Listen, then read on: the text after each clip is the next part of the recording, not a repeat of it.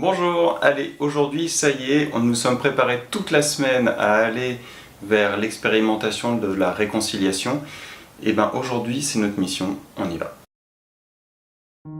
Quelque chose qui peut être particulièrement difficile à faire, c'est simple mais c'est difficile, ou en tout cas ça peut l'être pour vous, et en tout cas ça l'est. Aujourd'hui, ce que nous demande Lise Bourbeau, c'est d'aller vers une personne envers qui nous ressentons de la rancune et d'aller l'exprimer avec elle, lui dire, et dans le meilleur des cas, j'allais dire, ça dépend de chacun, de comment chacun se sent vis-à-vis de ça, de lui demander quel sentiment elle nourrit à notre égard. Est-ce qu'elle aussi éprouve de la rancune?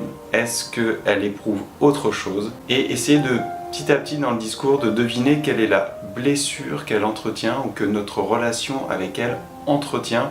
En tout cas, peut-être pas au quotidien, mais peut-être sur un événement qui a marqué votre relation et qui vous a fait développer de la rancune.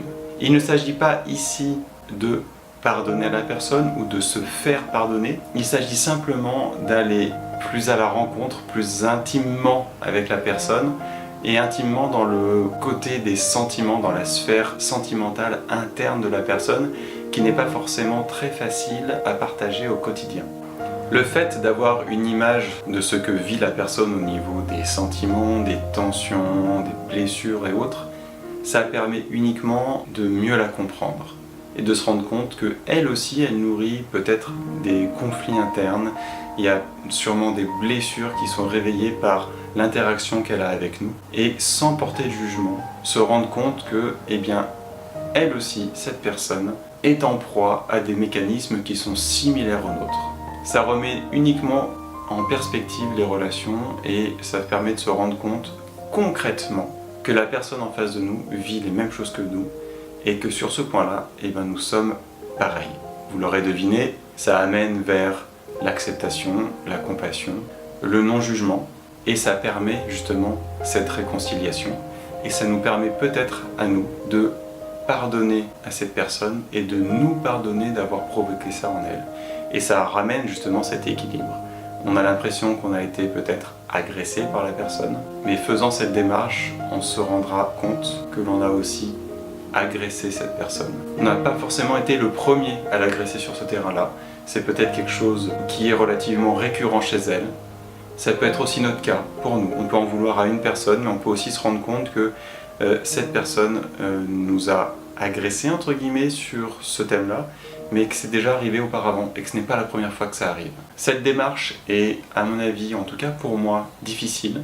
J'ai quand même envie de tenter l'expérience. Je ne sais pas si je pourrais le faire aujourd'hui pleinement.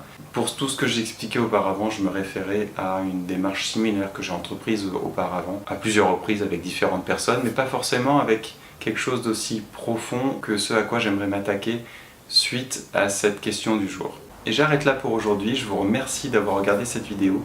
Comme chaque jour, je vous invite à commenter si vous en avez envie, à apporter des compléments, des points de vue différents, me dire ce que vous avez envie de me dire.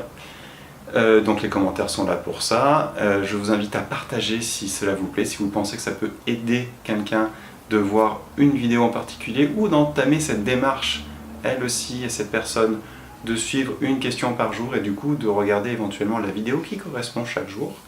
Et puis rien d'autre. Belle journée à vous et surtout, comme chaque jour, prenez soin de vous.